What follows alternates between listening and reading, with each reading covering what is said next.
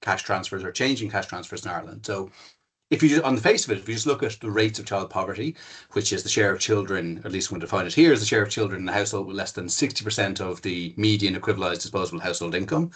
And if you look at that in Ireland over the last couple of years, and that's that kind of this light blue line or turquoise line here, you see it's actually kind of fallen pretty steadily, like some bumps around from the kind of late 80s when it was about 25%, over the 90s when we have data from the Living in Ireland survey about that again. And then since we have Silk kind of from 2004 onwards, what you see, or 3 onwards even here, what you can see is that it falls from around just over 20% to about 15% kind of in the early 2020s.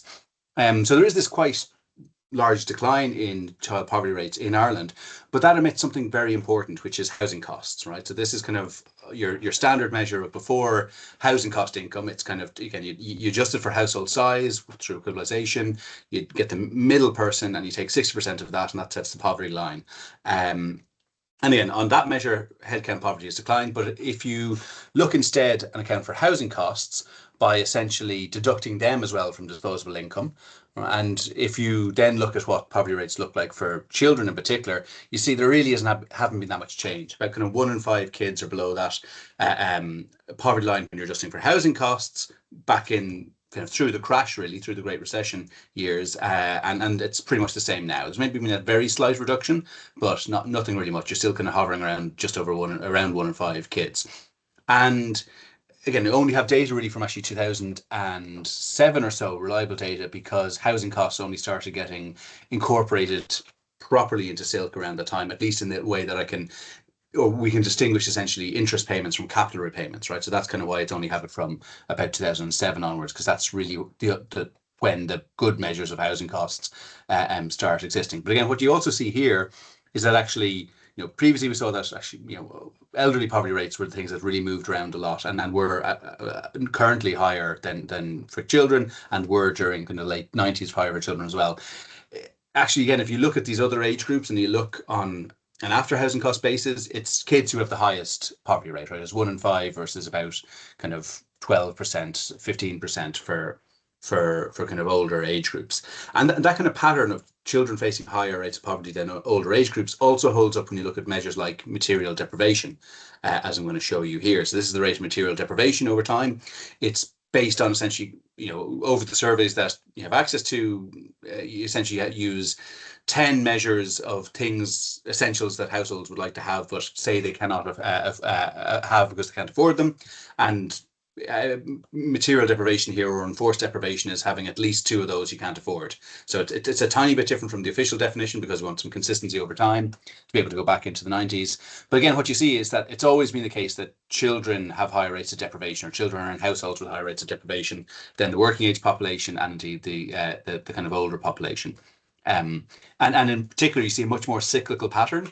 Right over the crash, you see this, like, whereas poverty rates didn't really jump up that much over the crash, when you're looking at kind of income-based poverty rates, what you do see for material deprivation is that there's this big increase. It went from kind of about 15-20% for children in kind of the early 2000s to over a third, and then fell back down as the economy recovered. Although still it's like in a level of about 1 in 5 kids, not necessarily the same 1 in 5, which kind of get a similar 1 in 5 rate for material deprivation. And we also know that, again, this is true for poverty, whether it's measured before housing costs, after housing costs, AHC, or material deprivation, that in particular we see these kind of quite high and consistently high rates for kids who are in single lone parent families, right? So single adults with children circle, kind of noted here. You're talking about, on the after housing cost measure, about 1 in 2, right? 50% of those kids being below that after housing cost poverty line, and material deprivation being kind of above 40%. We also know there's this very strong link. If you're in a household where there's no one in paid work, a household of working age, I should say, where there's a household where there is someone of working age and no one in that is in work, again, you're talking rates above 50%. And so it's particularly stark, I suppose, for those groups. And so that matters, right? And I mean, I know I probably don't need to be, this isn't the group I need to maybe convince of that or anything along the lines, but there really is now, I think, a strong body of evidence that poverty has negative effects on not only child outcomes, but also later life outcomes. So I think that's nicely summarized in a report from a couple of years ago, or at least I think this is a really nice summary of it that I often point people towards when trying to kind of make this point, is that the US National Academies of Science had this paper in 2019 where, as they say, there's a wealth of evidence suggests that lack of adequate family economic resources compromises children's ability to grow and achieve success in adulthood. So again, it's not just that it has damaging consequences in childhood, but these consequences last. And I think that's one reason why we might be particularly concerned about child poverty. It's not just a transitory kind of moment, that it has these lifelong effects as well. But we also know, kind of almost, through a lot of the same work, that there's also very good evidence that giving cash to low-income families improves the outcomes of children, right? And so it's not the only thing that matters by any means, but there is very good evidence that it can make a big difference, both to children's outcomes today, but also into their outcomes in the years ahead. And so in some work with Karina Durley of the ESRI a couple of years ago, we essentially looked at various ways of reducing child poverty and through the cash transfer system. I'm going to talk you through some of those first and then kind of explain where the second tier payment fits in. But in essence, you can kind of think of there being three main tools that a government has, or the Irish government has, when they're trying to think about reducing child poverty, which is something that they say they want to do, right? This is something that periodically comes up as the government's main priority and then often fades into the background when they decide actually inheritance tax cuts are what they want to prioritise instead. But it is something that the government says and has said in the programme for government, it is one of their key priorities. And so different ways of doing it through the cash transfer system. Well, one, you could, spend child benefit. You could spend money increasing child benefit. And so if you were to essentially, when we looked at this in 20, again for this 2023 report, essentially you'd spend about €4 on average per household per week to reduce child poverty by 1 percentage point, right? So going from say 1 in 5, not 20% to 19%. And how would that look? Well, this is what I've done here is I've split families into a quintile, I should say, of disposable income, again, adjusted for household size. This is the lowest income fifth, and this is the highest income fifth. And essentially what you can see is that, child benefit actually is worth proportionally more to families lower down the income distribution, right? Not actually in the lowest income quintile, but further down the income distribution, because essentially they have less money, right? So child benefit's a flat amount per kid, but it's worth more for kids with less income. But higher income families do get it as well, right? So there's a bit of a gradient here in terms of some of it, it is more effective for the households at the bottom of the distribution, but it also, a lot of it goes to higher income parents because it's a universal payment, right? That we're not in the position of the UK where it's means tested.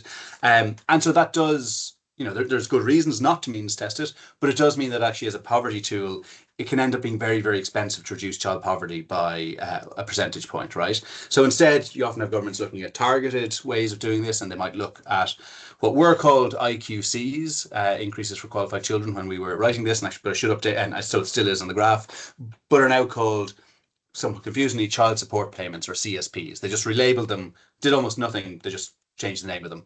And so that's another way you can do it, right? And they are much more directed towards lowest income kids or kids in lowest income households. You can see that here by the blue bars, right? They're much larger, over €5 a week on average for kids in the lowest income quintile, almost nothing for kids in the highest income quintile, right? Because these are payments that are paid along social welfare payments, and there's very few children in households at the top of the income distribution where they're getting money from social welfare payments that get these child support things. So again, it means you're much more targeted. It means you can reduce child poverty at much lower cost. Or if you have a pot of money, say you say we're going to spend 500 million reducing child poverty, you can reduce it by much more, right? That's kind of the advantage of the targeting.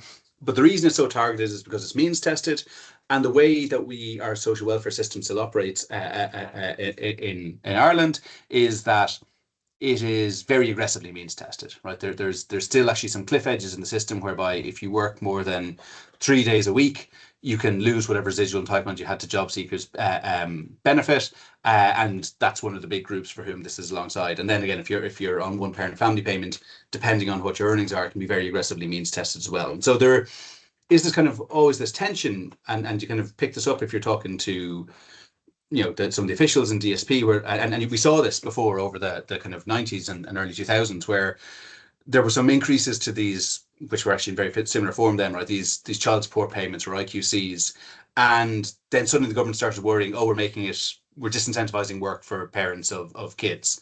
And so they then froze them for a couple of years, right? You kind of get this push pull where it's like, oh, we really care about child poverty. We're going to ramp up IQCs. But then, oh no, actually, we don't want to give that much money to people because they can only get them if they're out of work or largely out of work. So therefore, we need to rein them in a bit, right? You get this kind of constant tension there. And so then the third instrument you have is what's now called the Working Families Payment. It used to be called the Family Income Supplement. And again, they didn't really change anything. They just relabeled it recently. That seems to be in the habit with DSP of late. But that, again, is a payment that actually is very effective at reducing child poverty.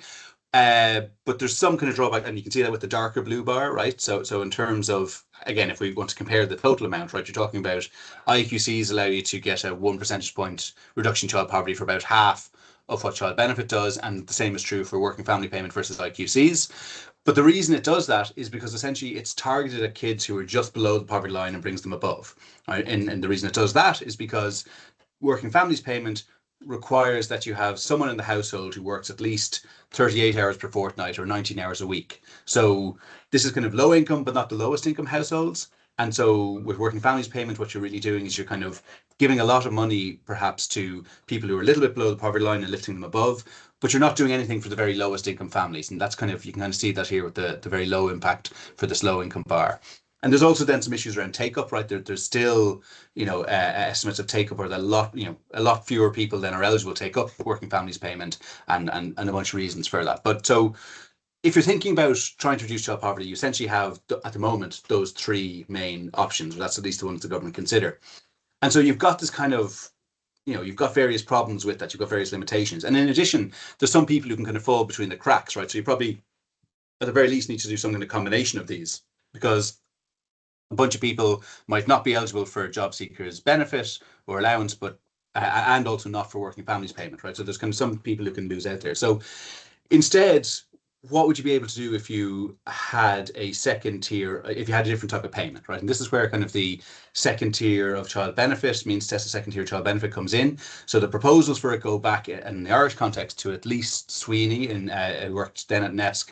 He has a paper in the Journal of Statistical, SISI, the Statistical and Social Inquiry Society of Ireland, right, in 2007, where he essentially plots out a reform of these payments to bring in a means test a second tier, which is more or less directly modelled on what Gordon Brown was doing contemporaneously at the time, right? Of moving away of the reforms that were being undergone then. So that the proposals go back to then. During the crash, nothing really kind of happened, right? There wasn't much action in terms of reforming the welfare system, at least in that sense, right? There was lots of cuts. There was some changes to age criteria, but all with a mind of reducing expenditure rather than necessarily reducing poverty. And so it's kind of come back up on the agenda because NESC had a report in 2021 arguing again for a second tier child benefit, and this was also taken up by the Commission on Taxation and Welfare, which I was on, and has an excellent book. I'll encourage everyone to report in the form of a book that, if anyone's interested in, they can find on the website of the Commission on Taxation and Welfare, which also kind of endorsed this idea. And what does it look like? Well, in essence, this is just taken from Sweeney's paper, just to kind of show you kind of the basic idea goes back there. You'd leave in place child benefit, right? This is showing child benefit stylistically against family income, and then the amount of support that each kid gets, right? So, with child benefit, it's the same amount per kid. It doesn't matter what level of family income. What the second tier payment is about is essentially saying, well, we're going to have this additional payment. It'll be worth whatever amount you want to set it at, up to a certain point, and then it starts getting withdrawn. And you can decide, and essentially the key parameters then decide on are the level of that payment, the threshold at which to start withdrawing it, and the withdrawal rate. And you can do it in lots of different ways.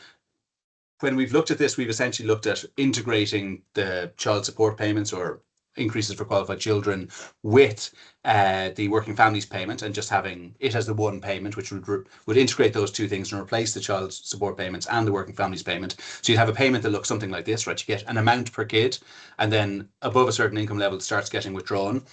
Just like in a working families payment at the moment, withdrawn at a rate of 60% once you're kind of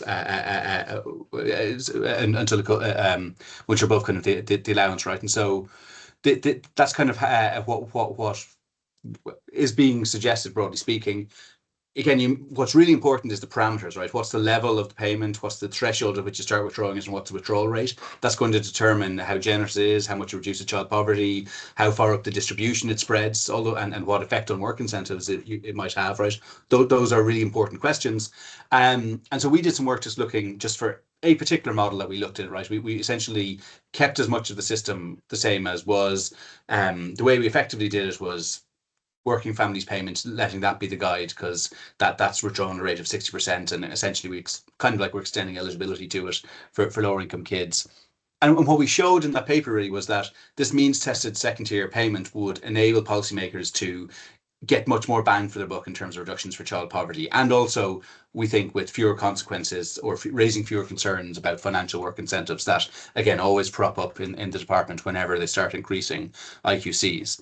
And so in particular, just to put some kind of concrete numbers on that, right? So the second tier child benefit is here. These are the other payments I just spoke to you a second ago. So if you think about spending about 700 million a year was when we did it at then, right? That was what kind of this reform and the way we modeled it costed. It would cost different amounts if you had different parameters, right? But if you could spend about 700 million, you'd reduce child poverty by about 4 percentage points. You know, on actually on the that's on, we couldn't do it on model it on a after housing cost basis, but so on a before housing cost basis, that's a reduction of about a quarter, so lifting about 40,000 children above the poverty line. And it would also have the poverty gap, right? That's on average how much below the poverty line are those are children who are below the poverty line. And so that's what kind of the second tier benefit does, but just relative to other payments, right? So versus child benefit, so you're talking about kind of 3 times the reduction in child poverty and also much bigger reduction in the poverty gap for the same amount of spending. Similarly, IQCs, you're talking about double the reduction in child poverty and double the reduction in the poverty gap for the same spending. And then versus working families payment, you still get, you know, it's not as big a gap, but essentially this is the point on working families payment, right? It's just lifting up kids who are a little bit below the poverty line and pushing them above, whereas the second tier payment, as you can see with the poverty gap, is really actually doing a lot for kids who are with the lowest income, with the least. So again, this has kind of been, we published this report a couple of years ago, and then, you know, some government parties, Fine Gael, and was the only one in government, said that they would examine it. They didn't commit to it. The Soc Dems, Labour, and I think Greens all said they would introduce it, but Fine Gael said they'd examine it. That went into the programme for government, and so there is now, actually, and I'll say this just at the end, there's a consultation which has just opened up about this type of reform, right? So that's, I'll say something more about that at the end. That's closing next month and doesn't seem to have been widely flagged by the department, but we can speculate as to what the reasons for that might have been. But I think there are, you know, in doing this, you have to make some choices, right? And I think in a way, in making this reform, you're forced to confront some of the implicit choices that we have made in the structure of our current system for how we support low-income households, both with and without kids. So just to finish up with just a couple of these, and I'm very happy to chat about them, because I think these are questions which people can have very different views legitimately, right? And they're ones that we haven't really had to confront, but I think you kind of end up needing to confront if you're thinking about bringing in the second payment. So the first of these is, should the welfare system encourage low-income parents to engage in part-time work, right? Because that's what the current system working families payment does. You're only eligible for it if you're working on average more than 19 hours a week.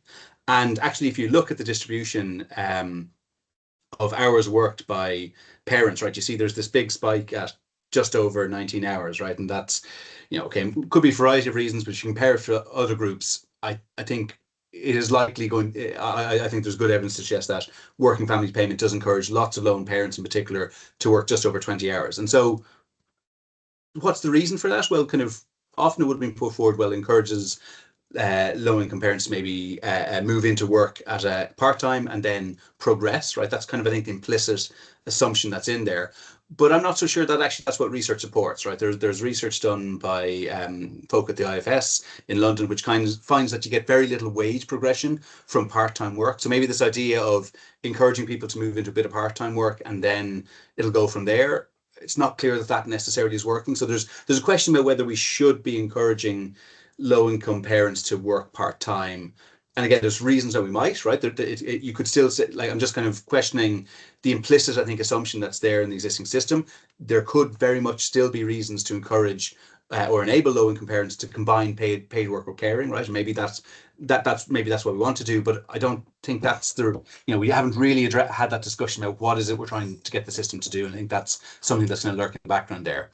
Second question is about eligibility for in-work welfare support. So in Ireland, these are restricted to parents, right? You're only eligible for working families payment if you fulfill that criteria of having someone in the household work at least 19 hours a week, but also if you have kids. And that's very different from lots of other countries, right? So in most European countries where there's some kind of in-work welfare payment, it's not limited to just those with kids. And so there's a question about, should you actually look at changing that system so it's expanded to non-parents as well?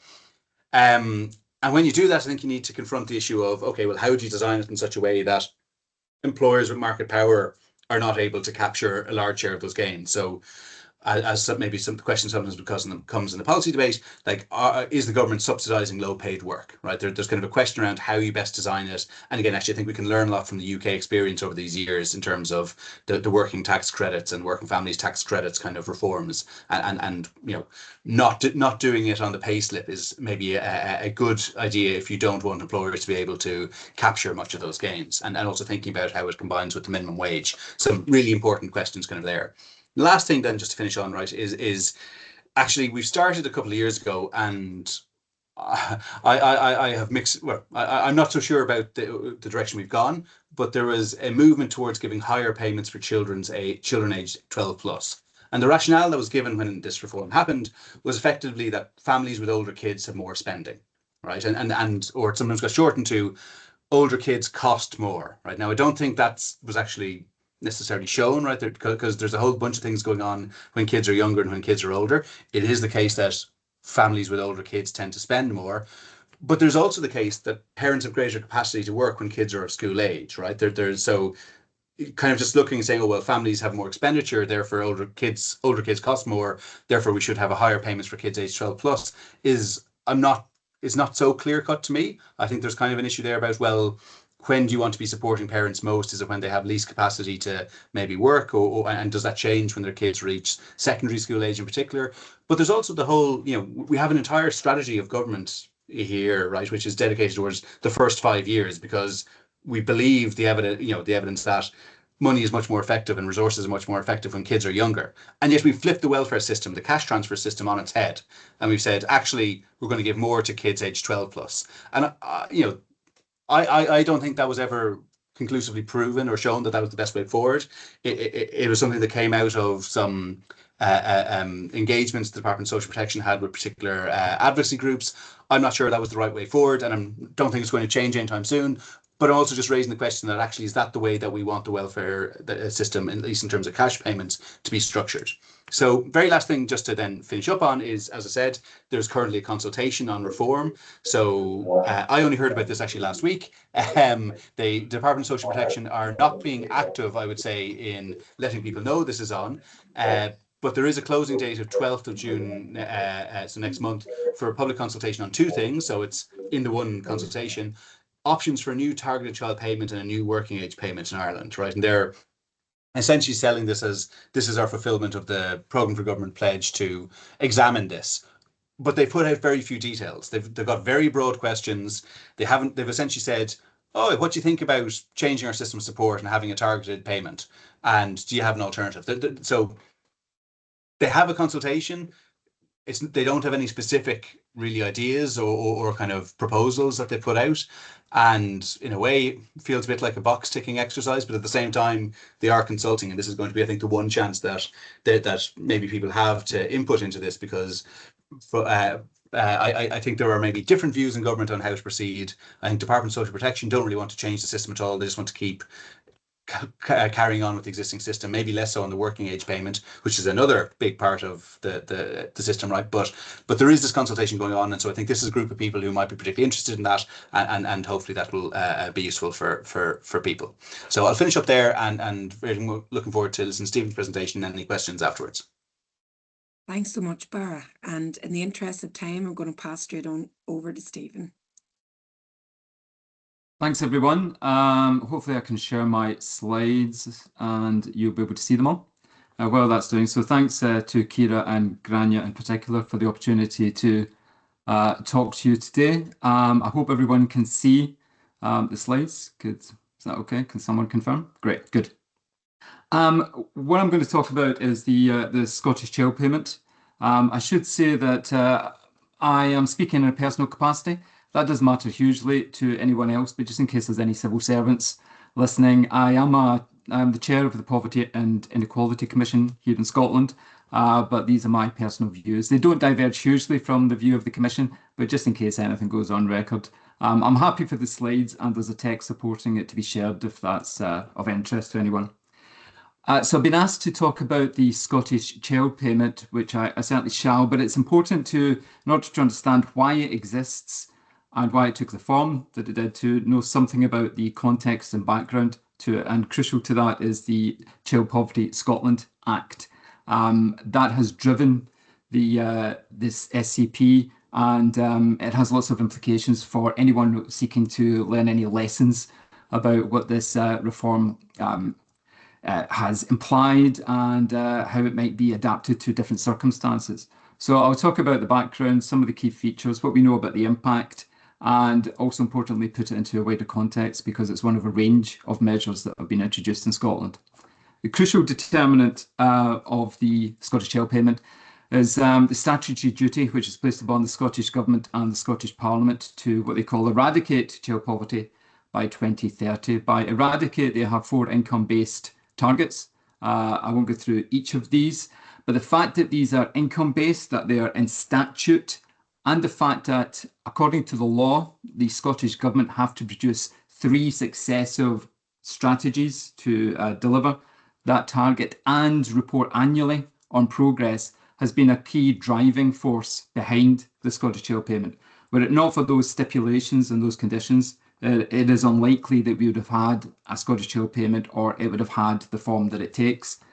The progress is monitored not only by quite an engaged bunch of stakeholders and campaign organisations, but also in law by the Poverty and Inequality Commission. So we produce an annual scrutiny report, we give advice on the Scottish Government, and we hold it to account for the progress that it's making.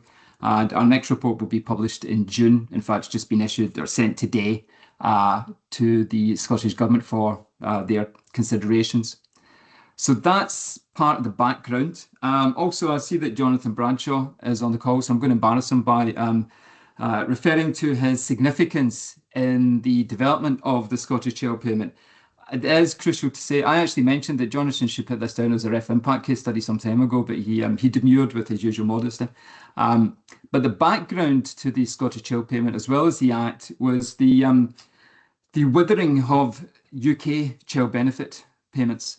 The fact that these had not been operated consistently, not been operated in line with inflation over many years, and that therefore their value, as well as being capped by the UK coalition government in 2010 to anyone earning over at that time £55,000 a year, it meant that their value had decreased and their effectiveness as an anti-child poverty measure had been reduced. So Jonathan and his colleague, Antonia Kuhn, undertook some modelling analysis and calculated that if there was a £5 uprate to child benefit in Scotland, it would reduce child poverty by 30,000 after housing costs.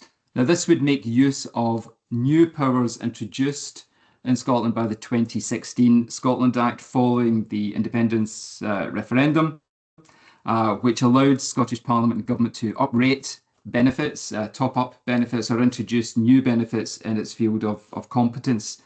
On the basis of that, the Child Poverty Action Group and the End Child Poverty Coalition formed the Give Me 5 campaign, which argued that the Scottish Government should have a £5 top-up to child benefit.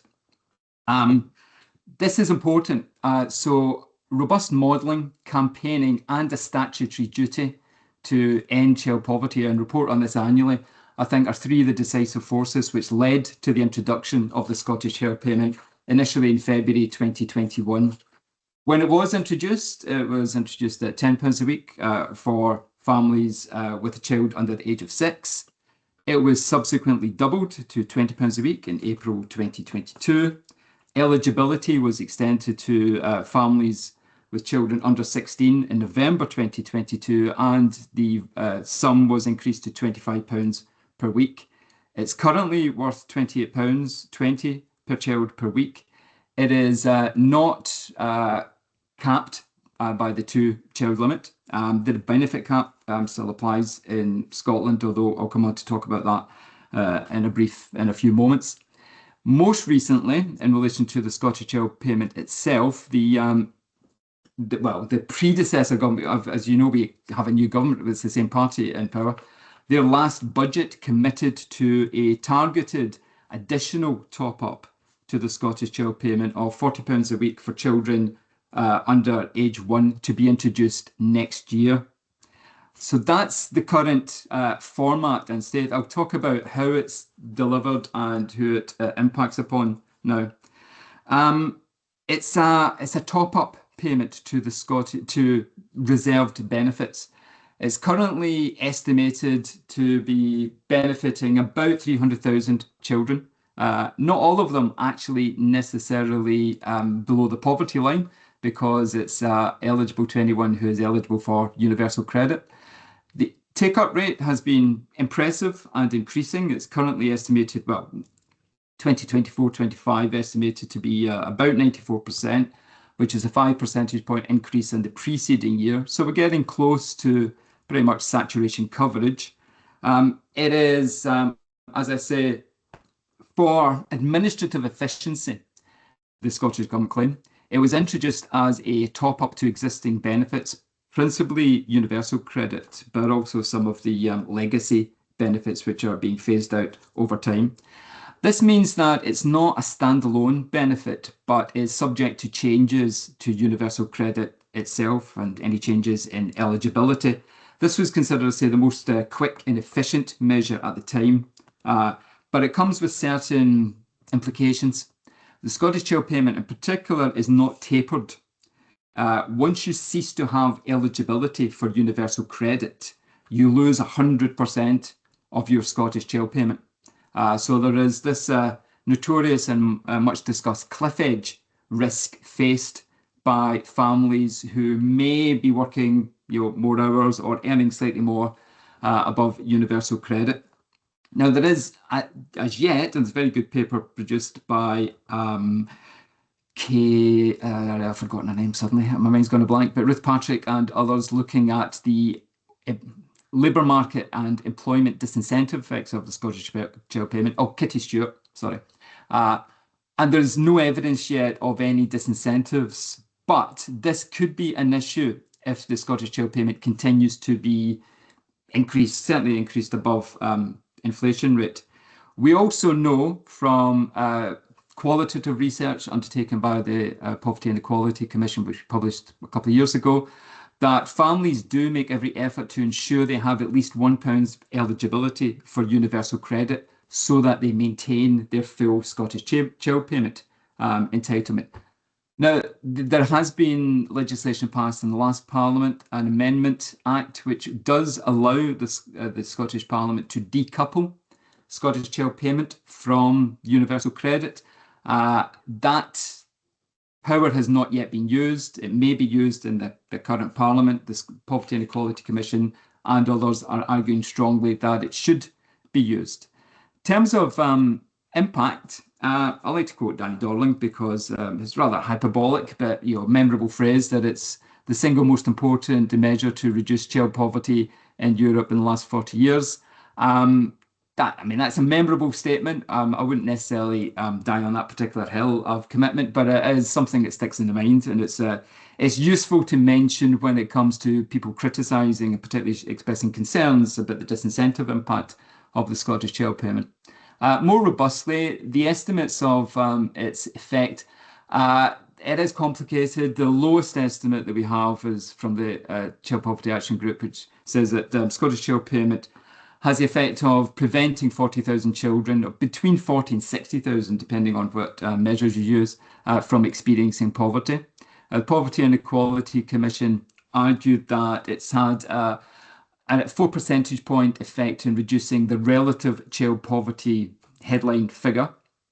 This does not always show up for complicated reasons that I don't need to detain us a great deal about the sources of data that we have, the Family Resources Survey and the complications. And actually that survey and the estimates of poverty have been recently revised, which complicates the picture considerably. However, beyond the figures, we have considerable testimony that the Scottish Child Payment is used. I'm just quoting the Changing Realities project, just to have a different source, as I don't want to rely too much on the Poverty and Equality Commission. But that testimony about how vital this has been in improving the circumstances of low-income families is echoed by numerous sources. These are the trends in child poverty in Scotland. I won't go through the details of this. It is unfortunately muddy whether or not we met the interim targets because of retrospective changes to the baseline. I won't go into that because I could embarrass myself with the complexities, and I don't think I need to detain us too much. However, the direction of travel is relatively positive, and although it's nothing to do with the Act, we do occasionally compare Scotland to the rest of the UK. The headline single-year figure for the most recent year we have is child poverty. The relative child poverty in Scotland was 21%. Across the rest of the UK as a whole, it was 28%.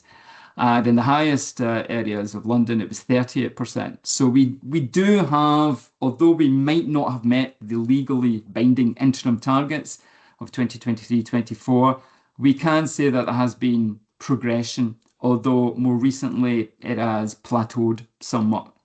Final point, we need to put this into context.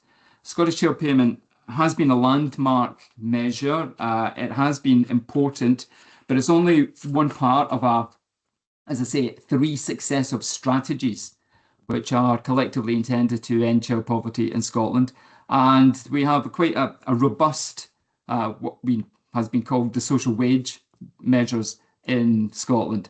I've just highlighted some of these. So we have a number of payments directed towards low-income families, quite a number of universal or progressively universal measures such as the baby box, free school meal entitlement, childcare, and so on, all of which equally, well, significantly contribute to the reduction in child poverty. This is important because if anyone wishes to extract lessons about the SCP itself, it has to be seen in this wider context. I'll stop there. Hopefully some of that was relatively clear, but if not, as I say, there is a text which underpins all this and you can look at the details there. So I'll stop sharing and pass back to Kira.